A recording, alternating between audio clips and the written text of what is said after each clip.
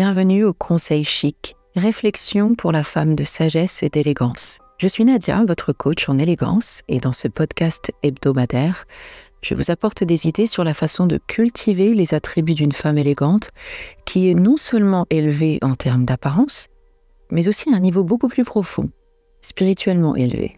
Vous trouverez des références bibliques ainsi que d'autres sources de sagesse. Que vous soyez débutante ou avancée dans votre voyage vers la version la plus élégante de vous-même, une apprentie curieuse ou simplement à la recherche d'inspiration pour un état d'esprit élégant, vous êtes au bon endroit. Alors servez-vous une bonne tasse de votre boisson préférée, asseyez-vous et suivez-moi dans ce voyage de découverte et de croissance.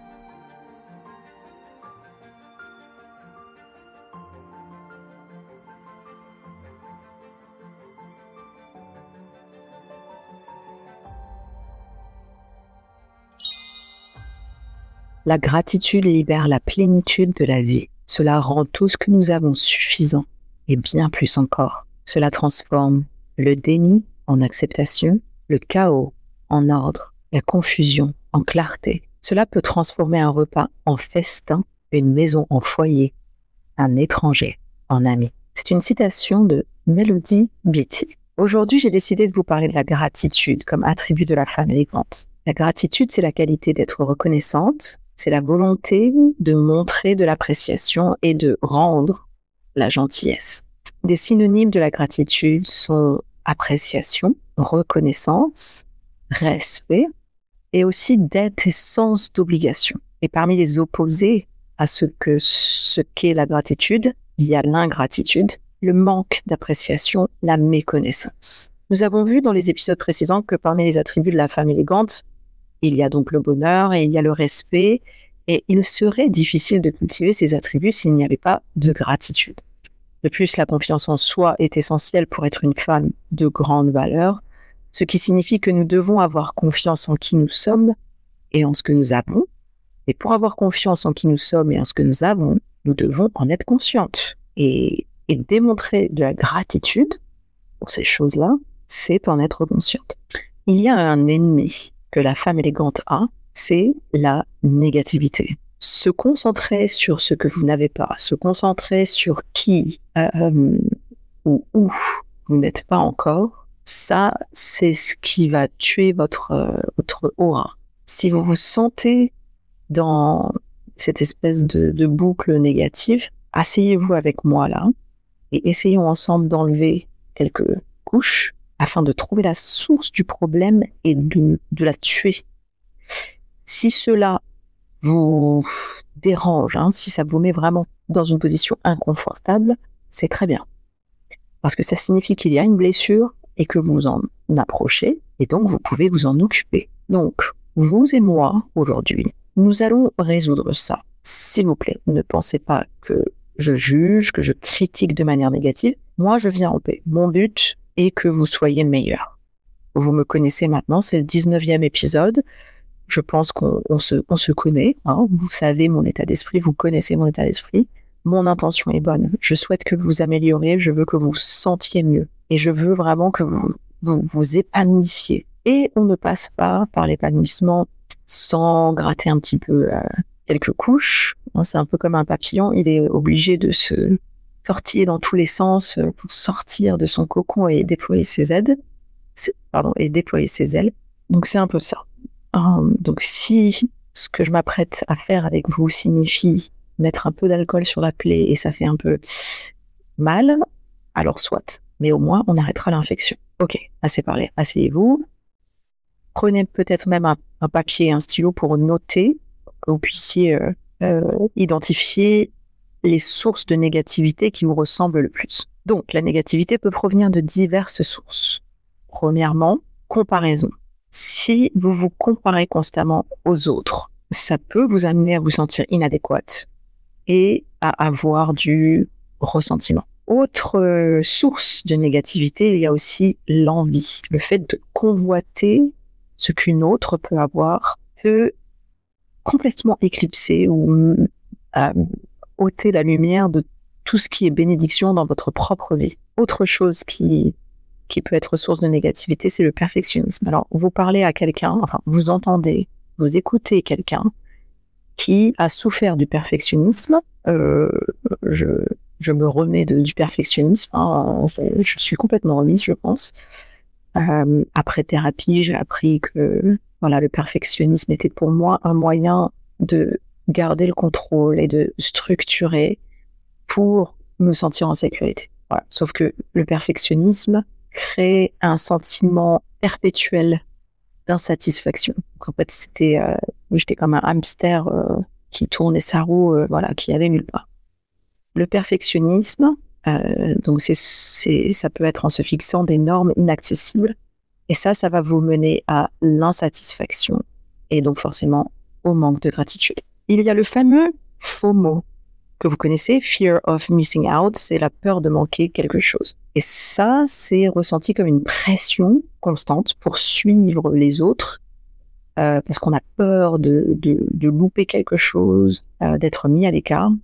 Et ça crée un sentiment d'urgence et parfois même d'anxiété. Autre source de négativité, il y a les traumas passés. Alors quand je dis passé, ça peut être de l'enfance, mais ça peut être quelque chose qui vous est arrivé le mois dernier, hein, ou il y a 2 ans, ou il y a 10 ans. Les traumas passés, c'est des expériences négatives, telles que l'abandon, la trahison, ou toute autre situation qui ont été difficiles pour vous, qui peuvent rendre difficile, du coup, de se concentrer sur les aspects positifs de votre vie pour plein de raisons, et notamment parce que vous cherchez à vous protéger, que vous êtes en mode survie, qu'il y a un manque de confiance, et vous pourriez penser que des choses positives n'arrivent qu'aux autres, mais pas à vous. Voilà. Cela dit, soit dit en passant, ce n'est pas vrai. Ce n'est pas qu'aux autres que les choses bonnes arrivent. Ça peut vous arriver aussi. Autre source de négativité, c'est la pression sociale. Je pense qu'on en est tous victimes, ou on en a tous été victimes au moins à un moment donné, ça c'est clair. Les attentes et les normes sociales peuvent créer des normes irréalistes et rendre difficile d'être satisfait de sa vie. Il y a aussi le matérialisme. Alors, le matérialisme, en gros, c'est accorder trop d'importance aux possessions matérielles, et ça va dans le sens où on remet tout son sentiment de sécurité ou parfois même d'identité dans des possessions matérielles. Voilà. Et ça peut conduire à un sentiment de vide et d'insatisfaction. Ça se traduit par je serais plus heureuse si j'avais plus de vêtements, si j'avais des sacs de créateurs, si j'avais plus de choses. Et donc, comme je disais, votre sentiment d'identité est attaché à ces possessions matérielles. Cette sécurité dont vous avez besoin est attachée à ces possessions matérielles. Et ça, malheureusement, c'est la voie de l'insatisfaction perpétuelle. Autre source de négativité à laquelle je n'ai pas pensé tout de suite parce qu'elle ne me concerne pas du tout, c'est le manque de soins personnels. Ne pas savoir prendre soin de soi. Alors, je ne dis pas ça avec arrogance, vraiment. Je vous le dis, j'ai appris très vite, il fallait que je prenne soin de moi pour pouvoir prendre soin des autres. Et beaucoup de femmes, je les vois, c'est pour ça que j'y ai pensé quand même au final, mais il y a beaucoup de femmes qui disent qu'elles n'ont pas le temps, mais c'est pas qu'on n'a pas le temps. On ne prend pas le temps. On s'estime ne pas être une priorité suffisante pour se créer du temps pour prendre soin de soi. Mais si vous arrêtiez de penser aux autres avant vous, alors attention, pas de manière égoïste, hein, mais plus dans le sens de on ne remplit pas un verre avec une cruche vide, dans ce sens-là, d'accord ? Je ne dis pas que je sais prendre soin de moi, mais je ne dis pas que j'ai jamais fait de sacrifice. Hein. Toutes les épouses, toutes les mères connaissent ce sens du sacrifice-là. Mais si vous voulez, il y a un équilibre à avoir, c'est comme tout. Vous devez avoir ce sens du sacrifice-là, mais vous devez aussi ne pas vous sacrifier complètement vous-même, parce que c'est le principe du masque d'oxygène dans l'avion. Si on vous dit de mettre vous avant d'aider vos enfants, c'est qu'il y a une raison. Donc c'est dans ce sens-là. Donc si vous négligez vos propres besoins et votre bien-être, ça peut contribuer, ça va contribuer à vous sentir stressé et peut-être même en colère. Par exemple, aujourd'hui, c'est vendredi, c'est la fin de la semaine, vous êtes fatigué, vous avez toutes les retombées de la semaine sur les épaules, c'est très dur. Et ce soir, il y a un repas à manger, il faut le préparer. Mais vous avez vraiment besoin de votre journée. Vraiment, vous avez besoin, aujourd'hui, vous devez souffler. Et il va y avoir 2 types de femmes. Il va y avoir la femme je ne sais pas prendre soin de moi, qui va sacrifier son bien-être, qui cuisinera le repas, qui va pas se reposer et qui sera, alors j'ai envie de dire exécrable le soir. Peut-être qu'elle sera même pas exécrable. Elle va garder enfouir pour elle parce qu'elle veut que sa famille ait un temps, un dîner plaisant, etc. Mais dans le sens où elle sera épuisée, ça c'est clair, elle sera stressée et peut-être intérieurement en colère.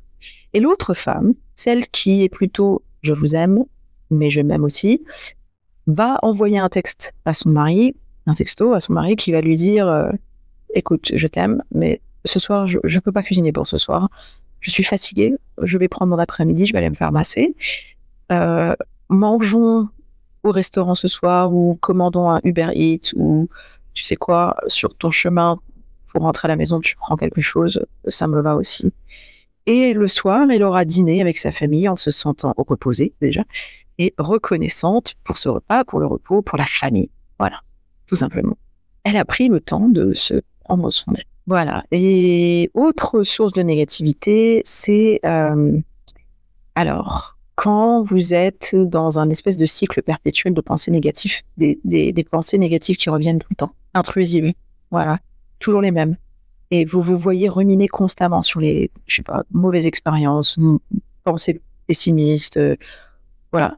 Ça, c'est un cycle, comment dire, comment ça s'appelle ? Oui, des pensées intrusives négatives qui reviennent tous les jours, tout le temps. Toutes ces choses-là, comparaison, envie, jalousie, perfectionnisme, faux mots, se morfondre sur des traumatismes passés, être trop influencé par les attentes sociales, le matérialisme, le manque de soins personnels et la rumination, tout ça, là, ça a une racine et c'est le manque d'estime de soi. Comment pouvez-vous être reconnaissante si vous ne voyez pas ou même si vous n'appréciez pas vos réalisations et vos contributions? Comment voulez-vous être reconnaissante, avoir de la gratitude si vous n'appréciez pas qui vous êtes? Vous voyez cette énergie que vous dépensez à vous comparer à cette autre femme, à ce qu'elle fait, à qui elle est, à la façon dont elle parle, à ce qu'elle a, à quand elle l'a eu et avec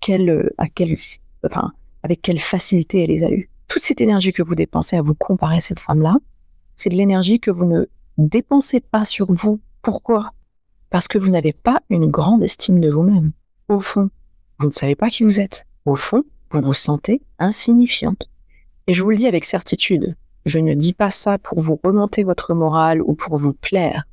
Je vous le dis avec certitude, vous qui m'écoutez, vous avez de la valeur. Seulement, vous ne le savez pas. Ou vous n'en avez pas conscience. Vous n'avez pas conscience à quel point vous avez de la valeur. Parce que justement, vous perdez votre temps à comparer avec les autres en disant « ça, c'est avoir de la valeur. Moi, qu'est-ce que j'ai ?»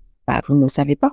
Il faut le découvrir. Avoir vos yeux sur quelqu'un d'autre de cette manière pourrait être une façon peut-être inconsciente de faire abstraction de qui vous êtes, de vous distraire de qui vous êtes. Peut-être que vous ne voulez pas vous concentrer sur vous-même parce que vous avez peur d'être déçu. Mais laissez-moi vous dire, vous ne le serez pas déçu. Vraiment, vous ne le serez pas. Très probablement, si vous découvrez vraiment qui vous étiez, ce qui vous rend précieux, ce qui vous rend adorable, ce qui vous rend utile, ce qui vous rend aimable, vous en seriez fier. Vous aimeriez aussi cette personne. Et peut-être que vous en viendriez à penser, finalement, je suis bien, je suis une bonne femme, je suis pas pareil qu'un tel, et c'est bien, parce que nous n'avons pas besoin d'un monde où tout le monde apporte les mêmes choses. Je suis unique, je m'aime. Et maintenant, imaginons que, vous vous concentrez sur vous-même et que vous êtes un petit peu déçu quand même de qui vous êtes. Alors demandez-vous, est-ce qu'il y a vraiment rien que je puisse faire pour changer cet aspect de moi que je n'aime pas ? Est-ce qu'il y a vraiment rien que vous pouvez faire pour vous améliorer à un point où vous aimez qui vous êtes ? Vous aimez qui vous êtes. J'espère ne pas être trop dur avec vous en ce moment. Enfin, si ça fait mal, si ça vous pique un peu là, c'est très bien. Je vais passer maintenant à la meilleure partie, c'est-à-dire les conseils pratiques sur la façon de cultiver la gratitude en tant que femme élégante. Premièrement, rappel de ce que la femme élégante n'est pas ou ne fait pas. La femme élégante ne se compare pas à une autre femme. Elle n'est jamais en compétition, que ce soit publiquement ou de manière secrète. Elle n'est pas en compétition parce qu'elle sait que chaque humain est unique.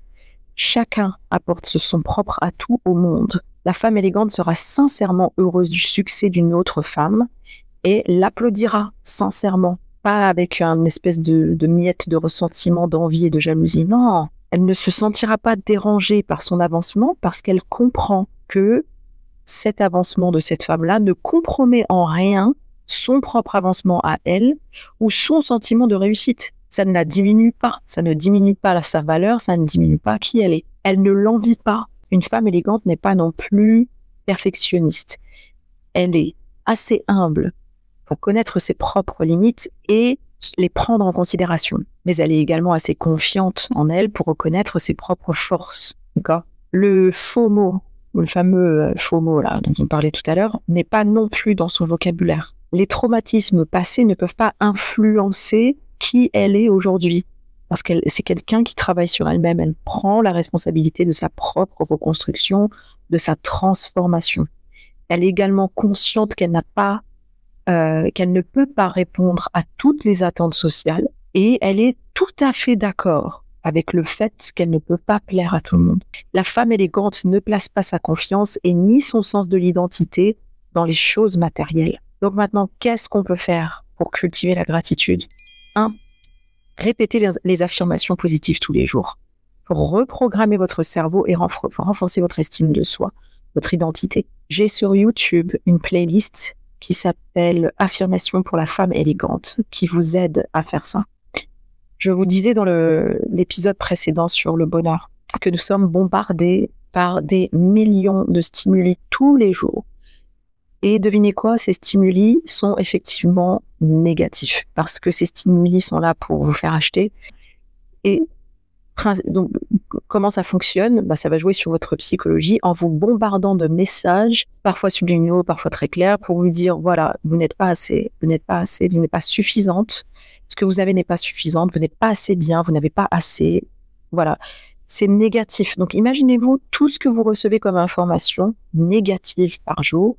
Vous devez d'être activement en train de contrecarrer ces pensées négatives par des affirmations positives.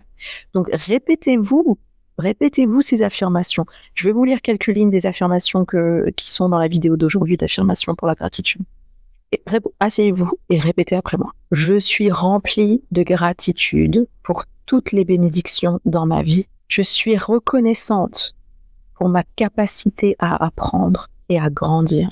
Je suis reconnaissante pour les leçons que j'ai apprises en cours de route. Je suis reconnaissante pour la capacité de trouver de la joie dans les petites choses. Je suis reconnaissante pour le don de la vie. J'apprécie la paix et la tranquillité qui sont en moi, etc., etc. Je ne vais pas tout vous lire parce qu'il y en a 20. Vous pourrez écouter le reste. Je vous invite à écouter le reste sur ma vidéo d'affirmation sur YouTube. Deuxième chose que vous pouvez faire pour cultiver la gratitude, si vous vous reconnaissez dans les traumatismes passés, cherchez de l'aide. Dirigez-vous vers de l'aide professionnelle, thérapeute, coach, ou faites même du développement personnel. Mettez-vous dans le développement personnel ou même la prière si vous êtes religieuse. Mais le tout est de se sortir de cette position de victime et de prendre les mesures pour reprendre le contrôle, le pouvoir sur votre vie. Parce que ruminer, c'est laisser à la personne qui vous a fait du mal ou à cette situation qui s'est produite de garder le pouvoir sur vous. Comprenez que la guérison prend du temps. Accordez-vous ce temps. Troisième chose, je vous ai dit la semaine dernière, concentrez-vous sur le présent. C'est important. Oui, vous pouvez penser à l'avenir et être totalement... avoir hâte de cet avenir. Il y a de la joie là-dedans, mais vous devriez être capable de passer du temps à apprécier qui vous êtes et ce que vous avez aujourd'hui. Parce que vous ne vivrez jamais aujourd'hui un autre jour. Aujourd'hui, c'est aujourd'hui. Demain, c'est fini. Vous voyez ce que je veux dire?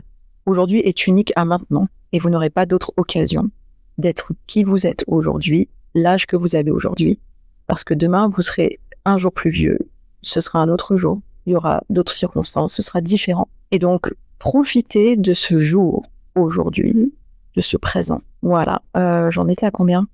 4. Numéro 4. Si vous ruminez, essayez de comprendre d'où vient ce ressentiment que vous avez. Moi, j'ai appris à mes dépens que le ressentiment, surtout quand c'est contre quelqu'un, est généralement dû au fait que nous avons échoué dans la fixation de nos limites. Nous ne savions pas comment fixer nos limites. Ça peut être quelque chose qu'on n'a pas dit, ça peut être quelque chose qu'on n'a pas clarifié, ça peut être quelque chose qu'on n'a pas arrêté. Quoi que ce soit, il faut l'identifier. Ce sur quoi vous ruminez, il faut identifier et définir ces limites, les imposer. On rectifie le coche. Ou, si c'est pas possible, remplacer les pensées par des pensées positives en se concentrant sur le bien. Numéro 5, si c'est la pression sociale qui est pesante pour vous, alors apprenez à définir vos propres normes. Il faut que vous appreniez à vous voir comme quelqu'un de précieux et de digne de reconnaissance et de validation. Et vous devez non seulement en être consciente, mais il faut savoir pourquoi vous vous sentez précieuse et digne de validation. Il faut que vous puissiez mettre des mots et dire, voilà, j'ai de la valeur parce que telle ou telle raison, parce que je fais ci, parce que je fais ça, parce que je suis ci, parce que je suis ça, parce que j'ai telle qualité. Concentrez-vous, faites une liste de vos qualités. Et il n'y a pas de petite ou grande qualité, tout marche. Numéro 6, si c'est le matérialisme qui est votre problème, même chose, je voudrais que, s'il vous plaît, vous travaillez sur votre estime de soi. Numéro 7, vous n'êtes pas défini par vos possessions matérielles, mais par ce que vous faites, comment vous les faites, comment vous réagissez aux choses, les choix que vous faites, les expériences que vous vivez, par la femme que vous choisissez de vouloir devenir. D'accord? Certainement pas par les choses. Il y a un créateur de contenu que je suis qui me fait rire, qui se moque, on va dire, des influenceurs et il se moque gentiment, hein, mais en gros, il expliquait, j'ai trouvé ça très pertinent, comme quoi toutes ces vidéos où les femmes achètent à outrance, enfin souvent c'est des femmes, mais il y a aussi des hommes, mais les femmes achètent à outrance des produits Hermès partout, elles ont des 15 000 boîtes Hermès, et il a dit de manière très pertinente, Hermès c'est devenu leur identité. Et c'est ça dont je veux parler en fait, quand je dis les possessions matérielles ne devraient pas faire votre identité. Vous ne devriez pas vous sentir digne de valeur, digne de reconnaissance à cause de ces possessions-là, encore. Vous ne faites pas d'une marque votre identité. D'ailleurs, laissez-moi vous dire que si vous arrivez au point où vous êtes tellement élégante et sophistiquée que c'est vous qui rendez une marque inconnue absolument élégante et que tout le monde se dit « Waouh, c'est très beau ce bracelet, tout, je connaissais pas cette marque, c'est magnifique, je le veux ». Si vous arrivez à ce niveau-là, alors là, vous pouvez vous dire « J'ai atteint le niveau high value woman ». Voilà. Je refuse aujourd'hui d'acheter certaines choses. Non pas que je peux les acheter, c'est juste que vraiment je refuse parce que pour moi, c'est juste un achat de validation, un achat de statut, je veux pas. Exemple numéro 1, le sac matelassé noir classique de Chanel. Ça peut être quelque chose que vous aimez et très bien parce que c'est classique, d'accord, mais pour moi, en tout cas, la connotation que ça a, c'est je suis riche et je dois vous le montrer en achetant ce produit-là particulièrement. Autre chose, c'est le fameux bracelet Cartier ou Van Cleef. Alors, ceux-là, je ne peux plus me les voir. Je refuse de les acheter. Et il y a plein d'autres choses comme ça que je refuse d'acheter, je ne veux pas. Je les porterai pas parce que, pour moi, c'est trop. Vous achetez même plus parce que c'est de bon goût, vous achetez même plus parce que ça irait bien, vous aimez le style ou voilà. Non, vous achetez parce que la sphère de la mode, j'ai envie de dire, est-ce que c'est vraiment de la mode? Le monde dit que si vous avez un certain niveau de vie, alors vous devez acheter ces choses-là. Pas du tout. Moi, j'ai envie de faire la différence et de dire, vous savez quoi? Je vais atteindre ce niveau-là. J'aurai les moyens et je n'achèterai absolument pas celui-là. Je vais acheter une marque que vous connaissez même pas. Voilà. Je suis un peu taquine. Où est-ce que j'en étais? Ah oui, le matérialisme. Voilà.